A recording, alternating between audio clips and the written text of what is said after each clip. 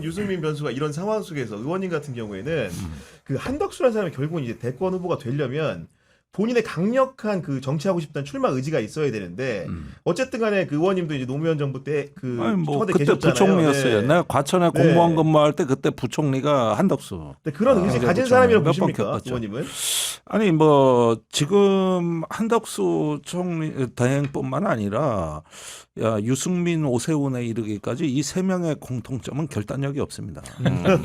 사실 유승민 의원 저번에 작년 네. 7월에 당대표 다 나갈 것처럼 해가지고 안 나갔잖아요. 그때 내가 당대표 되면은 저 친윤들 공천 배제 다 할 거다. 이래가지고 우리를 흥분시킨 사람 아닙니까? 네. 그런데 뭐 때만 되면 이분은 골문 앞까지는 반드시 가. 그런데 슛을 안 넣어. 마지막에 꼭 다리가 풀려. 그럼 오세훈도 지금 똑같아요. 네. 그래서 자질은 뭐 훌륭하다는 말씀이신데 그거는 행동으로 연결이 돼야 될 부분인데 그 이준석하고 왜 그 짝지어서 못 나갔나 이 얘기도 저는 마찬가지 말씀으로 받아들입니다. 그러니까 뭐냐면은 그 기업에는 기업가 정신이 있는 거고 정치인한테는 정치가의 창업 정신이라는 게 있는 겁니다. 그게 뭐냐면 심청이가 저 시퍼런 바닷물에 그냥 풍덩 빠져버리는 네. 그 배신과 용기 이런 걸 우리가 기업가 정신이자 이 위험을 감수하는 정치인의 기계라고 얘기를 하는데 이게 맨날 공약미 300석이면 되냐 400석이냐 되냐 따지기는 출창 따지는데 왜 바다로 안 가냐는 거예요. 내 얘기는. 근데 스스로 배신자 프레임에 너무 갇혀가지고요. 네. 사실 내란이 발생을 했을 때 저는 국힘을 이미 그때 던졌어야 된다라고 보거든요. 그러니까 사실 저는 국민의힘 의원들이 동의하지 않으실 거라고 생각을 하는데 내용적으로 내란에 동조한 정당이라고 생각을 합니다. 그러면 내란 동조 정당이 아니에요. 그렇죠. 오늘 김병주 의원이 대정부 질문에서 했더니 벌떼같이 나와서 시끄럽게 하던데 제가 서서 그랬어요. 무슨 내란 동조당이냐? 내란 주체당이지. 그렇죠.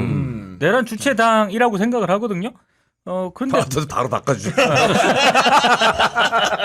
아니 박지원 의원님이 야단을 치시니까 자 내란 주체당입니다. 자 그런 내란 주체당이에요. 근데 본인이 진정한 보수주의자라면 아니 진보고 보수건 간에 내란 주체당이면 던졌어야죠. 근데 마지막까지 저는 본인 스스로 그 배신자 프레임에서 결국엔 눈치 보다가 네. 마지막에 지금 또 경선 참여 안 한다고 네. 안 되는 거예요. 제가 봤을 때. 그러니까 이런 부분들이 벌써 몇 차례 겪고 있는 건데 지금 그 배신자 프레임이라는 그 몰매를 10년째 맞고 있습니다. 맞아요. 네. 네. 그 안에서 그런데 이제 이럴 때마다 존재감은 드러내지만은 어떤 행동주의가 없어요.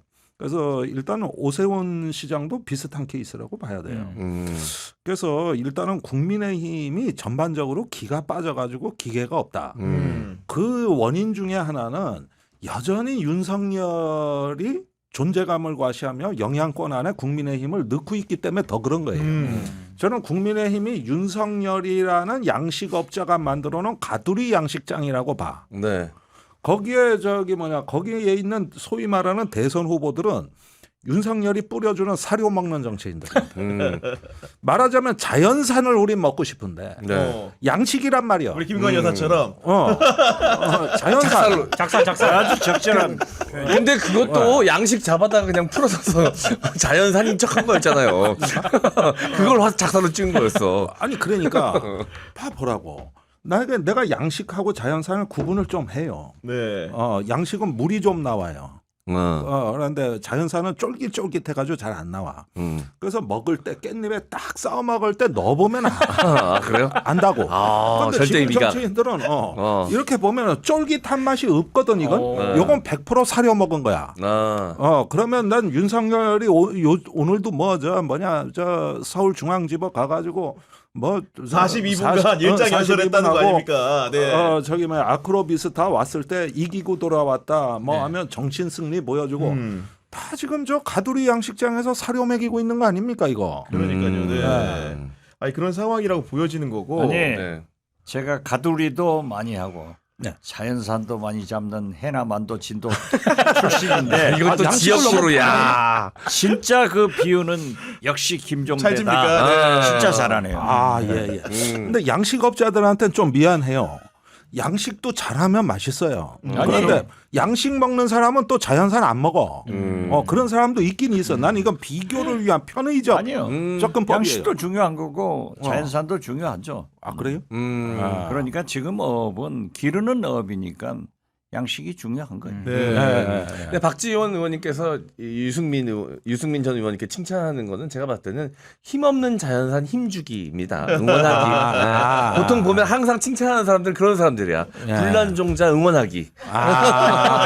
한동훈도 그때 그래? 대들까 말까 하고 있을 때 엄청 응원했거든. 같은 맥락이라고 보시면 돼요. 이번에도 유승민 힘내서 그런 얘기를 너무 적나라하게 하면 내 얼굴이 상대방이 안 걸려드니까. 아, 이건 네. 저의 해석이니까. 빨개져. 모르죠. 박지원 의원님의 진심은 모르죠. 저의 해석은 그렇다는 겁니다. 나 진심이지. 아니 원래 중진의 역할이라는 게 있는 겁니다. 네. 예, 그런 면에서 우리가 귀담아 들을 얘기예요. 아니 그리고 이제 우리 의원님이 워낙 이제 정치 구단이라고 불리시니까 꼭 여쭤보고 싶었던 거는 일설에는 그 한덕수의 이제 차출과 국민의힘 후보와의 연대 과정을 비유하기를 2002년도에 그 노무현 정몽준 단일화에 비유를 하면서 반 이회창 연대를 했던 것처럼 이번에도 반 이재명 연대로 뭉치면 승산이 있다. 뭐 이런 주장을 하는 분들이 있던데 타당한 얘기입니까?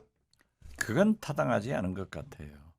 왜냐하면 이재명 전 대표가 민주당에 경선해서 저는 대통령 후보로 뽑힐 걸로 봐요. 그렇기 때문에 이제 본선이 붙는데 우리 국민이 어떤 경우에도 내란 주체당한테 표 안 줍니다. 그리고 한덕수 저는 못 나온다고 봐요. 못 나온다. 그런 배짱이 없어요. 아까 우리 김종대 의원 좋은 표현 쓰잖아요. 심청이 푸른 바다로 갈 용기가 없다. 못 뛰어내려가고 푸른 바다 보면 무서워서 부둣가도 못 나가는 사람. 배도 못하 멀미 나서. 예. 심약한 사람이야. 부둣가도 못 가. 바다 근처도 못 가. 네. 총리는 할 수 있지만은 거기까지는 못 갈 것이다. 네. 그런 생각을 갖는데 어떻게 됐든 이것을 각본을 쓰고 있는 윤건희가 네. 대한민국에 있는 한 이게 문제다. 그러게 아크로비스타 주민들한테 나 다 이기고 왔다. 어허. 아니 임기 중단한 불명예스러운 대한민국 대통령 때문에 우리 국민이 네. 이렇게 화나고 신음하는데 3년 하나 5년 하나 이게 말이 되는 얘기냐. 무책임한 얘기입니다. 그러니까 말 그대로 다 이기고 왔으니까 뭐 걱정하지 말라거나 3년 하나 5년 하냐 무슨 차이냐 이런 얘기를 할 수 있다는 오늘 게. 재판장이 나갔을 때 네. 평화다? 계엄이 평화다? 이런 계엄은 왜? 항상 준비돼 있어야 한다. 이런 그 소위 염장을 지르는 그러한 얘기가 있는데 저는 어떤 경우에도 우리 국민이 계엄 주체 세력 동조 세력한테 표 안 줍니다. 자유당 때 이승만 대통령의 3.15 부정선거 4.19 학생들이 덮었잖아요. 네. 바로 총선이 있었습니다. 손절을 했어도 당시 강원도에 이재학 부의장이란 분이 하나가 당선된 거 거의 전멸했어요. 또 박근혜도 국정농단으로 파면됐지만 그랬습니다. 윤석열처럼 저러지 않았어요. 반성하고 있었지만은 선거 결과 크게 졌죠. 네. 크게 지잖아요. 음. 그런데 저렇게 반성하지 않고 손절도 하지 네. 않고 저게 윤석열, 윤건희가 지배한다 하면은 우리 국민이 보통 국민이 아니에요. 그래서 그 몽상은 망상은 깨지는 순서다. 네. 그렇기 때문에 누가 나와도 저는 이재명 후보가 가능성이 있는데 단 선거라고 하는 것은 골프와 똑같아요. 고개 쳐들면 져요. 예. 겸손해야 된다. 예. 끝까지 겸손해야 되고 겸손이 힘든 자들이에요. 그런데 오늘 이재명 대표가 첫 행보로 AI 네. 반도체 거기를 갔더라고요. 음. 딱 떠올라. 김대중 대통령이 후배 때 준비된 대통령 했는데 전 세계가 지금 21세기가 AI 아니에요. 우리 푹 떨어져 버렸어요. 윤석열 때문에. 아 윤석열이 3년 하면서 영화 하나 히트작이 안 나온다니까. 그만큼 모든 것이 퇴행됐는데 이재명은 AI 대통령 되겠습니다. 이렇게 하면 어쩔까? 저는 그래서 제가 윤호중 경선 그런 아이디어를 위원장한테 드렸군요. 네. 야 이재명 AI 대통령 그렇게 해라. 어. 그러고 왔는데 말 들을지 안 들을지 모르겠어요. 이미 그런 분위기로 가고 있는 것 같긴 하던데. 그냥 걱정 네. 없어요. 그 하는 얘기 좀 마저 드리면은, 그러니까 윤석열의 발언 사람들이 충격적이었던 게 뭐 3년 5년 반언이라든가 예. 아니면은 뭐 이제 다 이기고 돌아왔다는 발언 같은 게 일상적으로 접하는 사람들은 아니 어떻게 저런 말할 수 있어? 충격적인데 그런 발언들이 실제로 계산된 발언일까 아니면 정말 생각나는 대로 한 말일까요 이게? 아니 그게 아니라 개꿈 꾼 거예요. 그래서 개몽령입니다. 개꿈, 개몽령, 견몽령이라고도 해. 계엄령을 한 게 아니라 견몽령을 했다. 견몽령이다. 네. 그래 오늘 저 법원에서도 얘기한 게 아까 민동기 평론가 얘기한 대로 계엄은 항상 준비하는 거다. 합참에 담당 과도 있다. 맞아요. 네. 매년 연습한다. 이번에 메시지 중심의 계엄이었다. 이게. 아. 메시지를 내기 위한 계엄이었다. 한마디로 개소리 아닙니까? 네. 그러니까 이걸 보면은 이미 그 자기가 만들어 놓은 어떤 비합리적 세계 안에 스스로를 가둬버렸기 때문에 완전히 그 인식과 공감에서 외부하고 단절 능력을 상실했습니다. 네. 못 느낍니다. 국민들 힘들어하는 본인은- 것도 못 느껴요. 네. 우리가 연쇄 살인범들을 보면은 이렇게 그 프로파일러들이 가서 그 얘기해 보잖아요. 죄책감을 못 느껴요. 안 느끼는 게 아닙니다. 네. 그 죽어가던 피해자들의 고통과 절규를 공감을 못해. 그렇죠. 네. 완전히 무감각해집니다. 완전히 이게 단절되는 거거든. 단절되는 거. 근데 윤 대통령 지금 보면은 나르시즘 플러스 사이코패스 두 가지가 돼가지고 이게 창살이에요. 밖으로 이 감옥 밖으로 못 나간다고. 스스로 만든 감옥이라고요. 그래서 사과 반성이 불가능해요. 네. 이런 상태에서 나오는 이제 일단은 어떤 자기 도취적인 논리들이 나오는데 네. 대단히 위험한 인물입니다. 대단히 위험한 인물이 지금 대선의 영향권을 아직도 갖고 있다는 거. 예. 저는 그 세력권을 메시지보다 갖고 있다는 거예요. 그 관저에서 이제 아크로비스타로 갈 때요. 교통 통제했잖아요. 그 네. 막히는 퇴근 시간에. 네. 그것도 근데- 불법 아닙니까? 아니 근데 그걸 떠나서 저는 그 장면 자체가 굉장히 기괴하다고 생각이 들었던 게 네. 아니 다른 사람한테 피해를 입히면서 지금 관저에서 이렇게 가는 거지 않습니까? 네. 아크로비스타로 속도를 안 내더라고요. 손 흔든다고. 심지어 이거를 하더라고요. 음. 그래서 저 사람은 사이코패스적인 성향이 있는 거 아닌가? 음. 왜 다른 사람의 불편과 고통과 이런 못 부분에 전혀 대해서도 신경을 안 쓰면서 신경을 안 못 느껴요. 쓰더라고요. 못 느껴. 네. 그런데 지지자들 중에 5, 지금- 60, 70대 뒤로 물린 것도 나는 그렇죠. 그러니까. 지금까지 자기를 지지해왔던 사람들한테 어떻게 그렇게 처우를 할 수가 있어. 네. 그것도 난 납득이 안 됩니다. 지금은 이제 관저로 들어가고 또 오늘 재판 받으러 가니까 그런 통제가 되겠지만은 순수한 전직 대통령으로 가면은 교통 통제를 안 해줘요. 그러니까 유명한 네. 전두환 대통령이 연희동 집에서 나와가지고 어디를 가시는데 네. 저 고향으로 갔죠. 얼마나 막히니까 음. 그 기사한테 니는 왜 교통 막히는 데로만 돌아다니노? 맨날 뚫리는 대로 아, 다니니까 모르는 네. 길이 막힐 수 있다는 거를. 야, 진짜 그런 사람인데 이분이 이제 나가면서도 진짜 워딩이 가관인 것은 대한민국 국민의 한 사람으로 돌아가서 나라와 국민을 위한 새로운 길을 찾겠다는 말까지 하는데 아까 의원님 말씀하셨던 것처럼 정말로 가관입니다. 가관입니다. 네. 그러니까 이런 어떤 그 현상이 왜 위험하냐 하면은 사실은 그런 무모함을 결단력으로 인하고 또 이렇게 남의 고통을 못 느끼고 밀어붙이는 사이코패스를 카리스마로 오인한다는 거죠.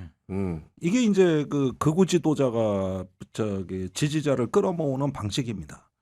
사실은 그러면서 이 지지자들한테 자기가 잘 살고 행복한 삶을 보장해 줄 거라고 얘기하지만은 다 거짓말이거든요. 그렇죠. 전부 다 거짓말이에요.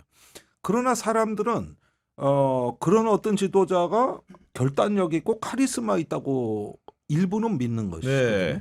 그러니까 위험이 이때부터 이제 배가가 되기 시작을 하는 것이죠. 그러다 보니까 지금 국민의힘 경선판에까지 그 악영향은 그대로 관철되는 네. 이런 영국이 됐는데 이거는 국민의힘 때문만이 아니라 이 한국 정치를 위해서 좋지 않습니다. 이 극단주의 세력에게 자꾸 마이크를 주는 거거든요.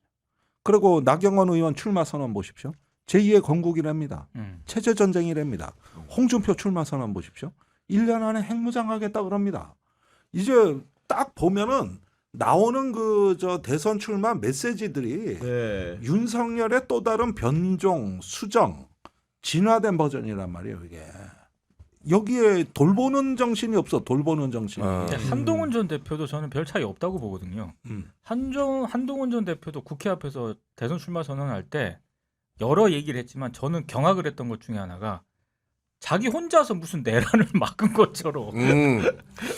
제일 먼저 국회로 달려간 자. 뭐 아니 이러면서. 왜 그렇게 얘기를 해도 되는 거예요, 진짜. 아. 모든 국민들이 그 12월 3일, 4일을 다 봤는데. 네. 아유. 뻔뻔해. 그것도 너무 나르시즘이에요. 뻔뻔해. 나르시즘. 본인이 가장 이제 위대한 존재로 가고 있는 것이죠. 네. 이렇게 말하자면 무오류. 그 리비아의 가다피가 죽을 때 그런 말을 한 적이 있어요. 그 독재자가 나를 사랑하지 않는 국민은 살 자격이 없다. 이게 나르시즘에 우리가 극단으로 보는 거거든요. 네. 그러니까 국민들에게 미안해하지 않아요. 왜냐하면 자격 없는 국민이니까. 히틀러가 죽기 전에 마지막 지시가 내 전략 전술은 너무 완벽했는데 독일 국민이 나를 배신한 거야. 그렇게 얘기하면서 모든 은행, 도로, 발전소를 다 파괴하라 그랬어요. 그러니까. 예. 그 지시가 이행이 안 된 겁니다. 네. 나를 배신한 독일 국민들한테 복수하고 죽겠다 이거예요. 아. 이게 나르시즘이에요. 네. 아니 내 전략 전술은 너무 뛰어난 거야. 그리고 그런 그 나르시즘을 느끼게 된 배경 중에 하나는 아무래도 우리 법원의 결정 영향을 좀 많이 끼친 것 같은 게 지난번에 구속 취소도 구속 취소인데 이번에 정식 재판으로 첫 공판 기일이면 전직 대통령에 대해 그랬던 것처럼 당연히 제 발로 걸어 들어와서 법정에서 공개적으로 기자들한테 사진도 찍혀야 되는데 지하 주차장으로 차 타고 들어올 수 있게 해주고 심지어 사진 촬영도 못하게 합니다 이거. 그러니까 지하 주차장으로 이제 들어오도록 허용을 해준 거는 이제 고등법원이고 네. 영상 촬영을 불허한 거는 지기현 재판장 네. 아닙니까? 아 근데 이게 공교롭게도 지기현 판사 같은 경우에는 윤석열 구속 취소를 결정을 했었고 그리고 이번에 영상 불허 결정까지 내렸는데 저는 처음에는 이유를 안 밝혔어요. 네. 근데 오늘 이유가 이제 보도가 됐더라고요. 네. 법조 영상 기자단에서 네, 너무 늦게 신청을 했. 이 말이 됩니까 이게? 말도 안 돼. 예? 아니 자기 스스로 국민의 알 권리나 공익적 목적을 충족한다고 판단하면 네. 재판부가 재량으로 사진 찍어도 된다고 하면 될 일이지. 그렇죠. 그걸 누가 신청을 한다고 받아주고 신청 안 하면 늦게 했다고 안 받아줍니까 이게? 더더군다나 윤석열 측에서는 그 요청도 안 했어요. 그러니까 법조 영상 기자단이 이거는 처음에 항상 그래 왔던 것처럼 네, 당연히 그럴 줄 알았겠지. 그렇죠. 당연히 이렇게 얘기하는데 그냥 불허를 해버리니까 이건 정말 지기현 판사 진짜 상당히 문제가 이게 많습니다. 날이 아니라 시간으로 계산한다는 신박한 논리, 말도 안 되는 논리를 가져왔을 때랑 굉장히 비슷해요.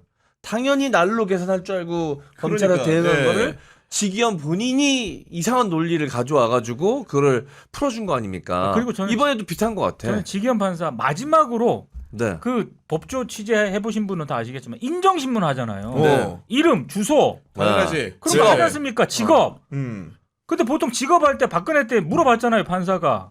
무직.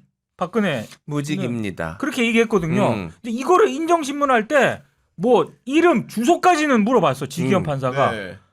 직업은 전직 대통령이시죠? 자문자답했어. 본인이 그렇게 얘기를 해버리면 어떡합니까? 배려심이 너무 많아. 아니 이 네. 얘기는 우리 박 의원님이 재판을 받고 계시죠. 아 맞아요. 아 맞아. 지기현 판사님. 그 재판장이 지기현 판사 아닙니까? 하고 싶은 말이 많으신지 하실 거로. 안 하려고 본인 손으로 입을 막으셨어. 아니 얘기해 주세요. 자, 누구보다 여기서 제일 잘하는 사람이잖아. 한 지기현 말씀만 판사. 네.